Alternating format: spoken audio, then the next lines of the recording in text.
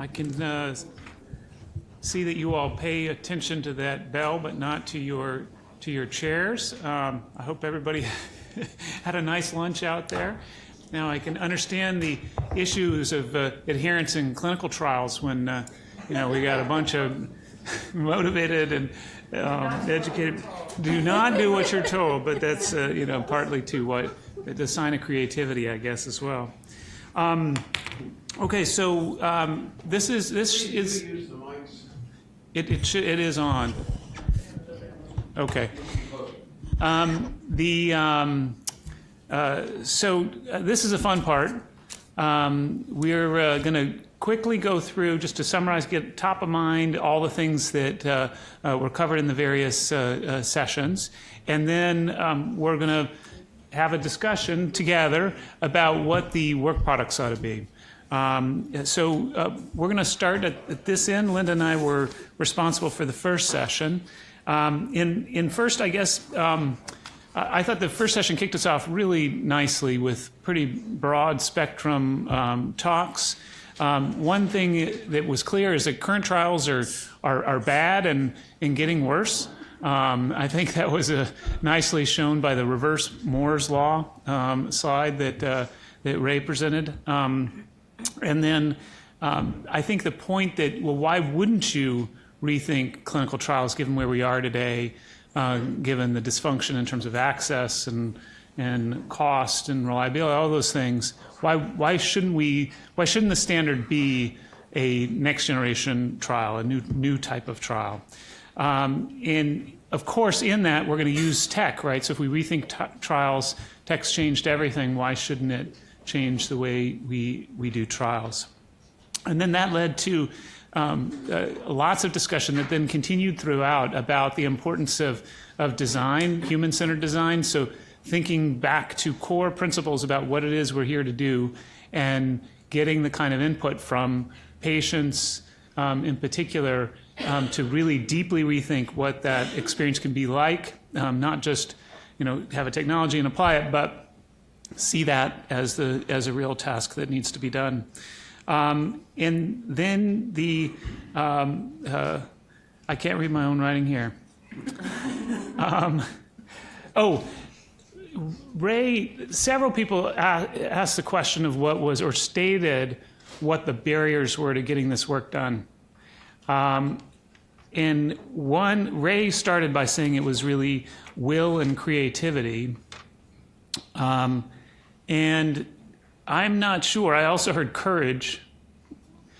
I'm not sure that we've really captured all the barriers. I mean, one of the speakers said there really are no barriers. In fact, we're already at the inflection point. People just don't recognize it. But clearly, we're not publicly at an inflection point. Here, we've got a lot of people in this room that are at the forefront of thinking about how this stuff is done, and it's not apparent to all of us that this is the inflection point.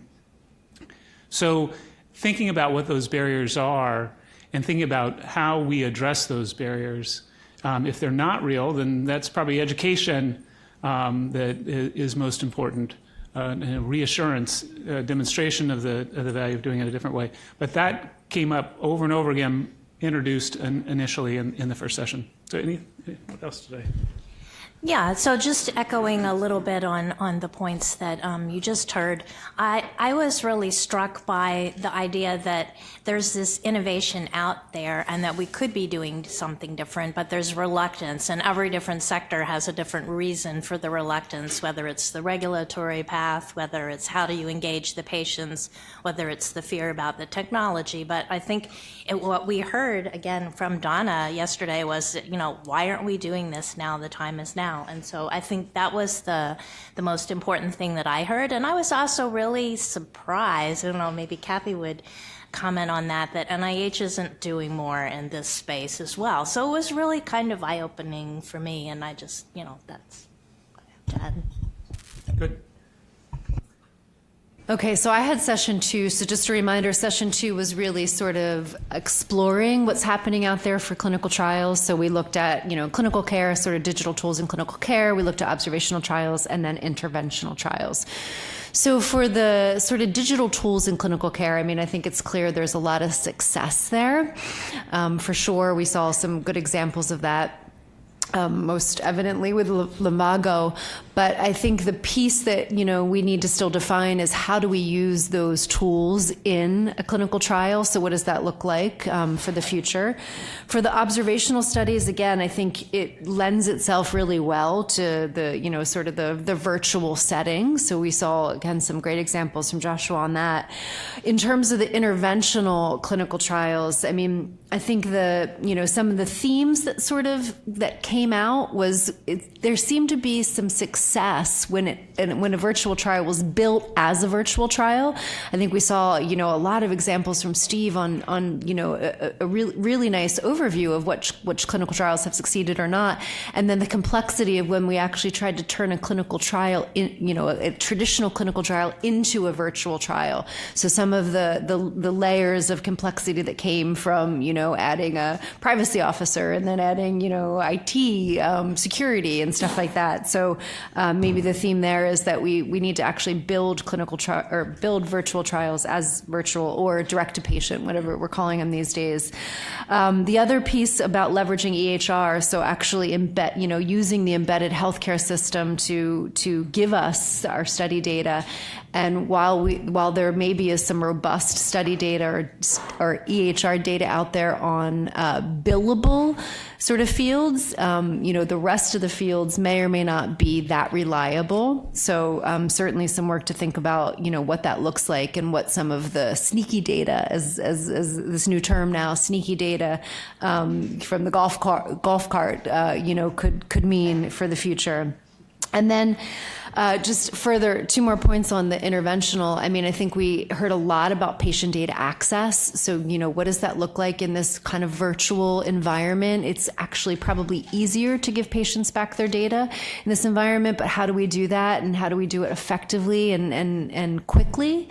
And then sort of e-identity, and not just e-identity, but other regulations that we may have a higher bar for because we're in the virtual setting, and why is that? So those were all sort of huge lessons learned from the interventional space.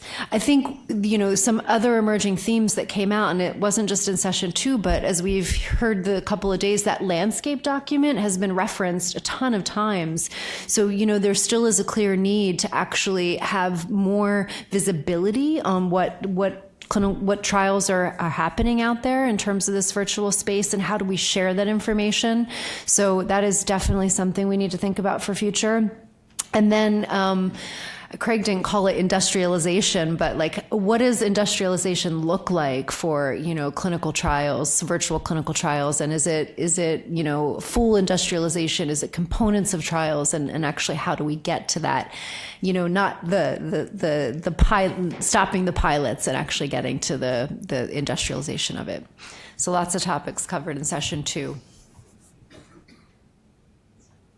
So for session 3, we got some recommendations from the different panelists that Kathy and I put together. So they're kind of discrete little recommendations that we just highlighted. Eliminate exclusion criteria when they're not needed. That's actually out there a lot in all of the clinical trials. Dialogue with patients continuously throughout the entire trial process from design to completion, including a patient on the DSMB. Include community organizations that you partner with in your budget. I can't believe how badly I felt about that one, since I don't do that, and I should do that. Return data to individual and community in real time. This empowers the participants, makes them feel part of the team. The messenger is key to establishing trust.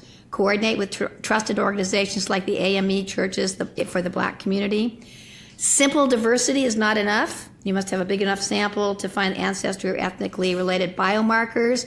And what counts as diversity might be disease specific, like in Parkinson's, where severity should be one of the diversity criteria.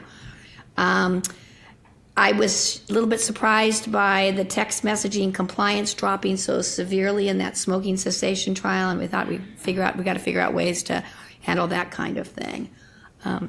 Kathy, other comments? I'm just being decorative. That probably won't last, but I'll let you be decorative for now.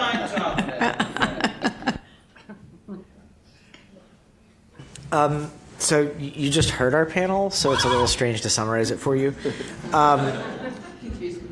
And I'm not speaking for David here, so he's going to jump in when he disagrees with me because we didn't actually have time to sit and coordinate this. I took a few things away. I mean, probably the top line for me is, again, this sort of synchronization failure between technology and need on one side and the policy environment on the other side, and the way that creates sort of new and unexpected failures and successes. And that, whenever we do this, we're going to create new winners and losers, and we need to be paying attention to sort of not advantaging some groups, that we didn't mean to advantage, and not creating failures that we didn't mean to create. And so paying attention to the impacts of the policy, to Devin's point, to the why we do things, as opposed to the what we do as a first principle. I really like Leonard's concept of buffers, and thinking about the ways that we buffer now are centered around the investigator and the site, and that starts to break down as we move to this more modern way of doing things. Leanne's point that very few protocols are all decentralized or all virtual, that hybrids really rule the day in a way that's not necessarily contemplated in the policy infrastructure. To Devin's point, sort of the roles of good taste and good process in choosing how to implement something like FIPS or consent, that it matters how you do it, and not everyone knows how to do things like data minimization very effectively. One thing that didn't come up that I wrote down that I think we need to really worry about is technical security as we start using consumer-grade devices. Most consumer-grade devices are just bleeding data out into the universe, and in particular the software that runs those as we move to Internet of Things is going to be a major problem. This concept of the reality of risk aversion versus the actual impact of the regs, I think, is something that policy can ameliorate that with clarity through guidance. And then I think Matthew raised some really nice things around the reality of passive data collection, the importance of consent as an ongoing relationship, not a one-time transactional gate. The reality of third-party vendors, device types, the fact that there's another copy of the data if you're using a third-party vendor or app. It's out in a different unregulated stream. I didn't make the point, but we can use that as a fingerprint to re-identify if that data gets shared. So if I were to take some recommendations out of this, I think, first, clearly there's value in looking at the places we can harmonize federal and state regs. We were talking, Clay was speaking during the break about, these are like houses. But it's sort of the case, like, imagine if between your bedroom and your bathroom there was a 10-foot drop. And that's what it's like to try to prescribe drugs in a multi-state trial, to ship drugs, to do even something as simple as a HIPAA authorization form. That state-by-state variation creates a pretty significant problem. And then I think the other one I would take away is that safe harbors that make it clear that you can experiment and validate new things that might be unclear under old or outdated regulations might be really effective. David, do you have any?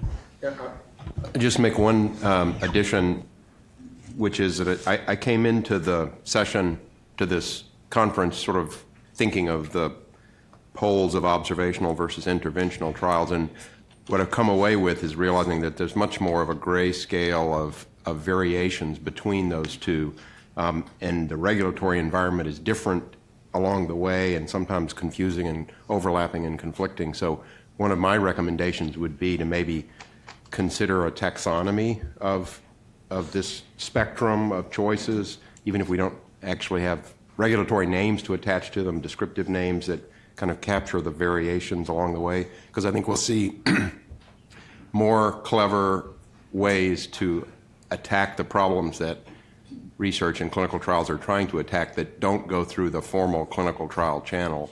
So putting a kind of a map of that landscape together, I think, might be a really useful outcome.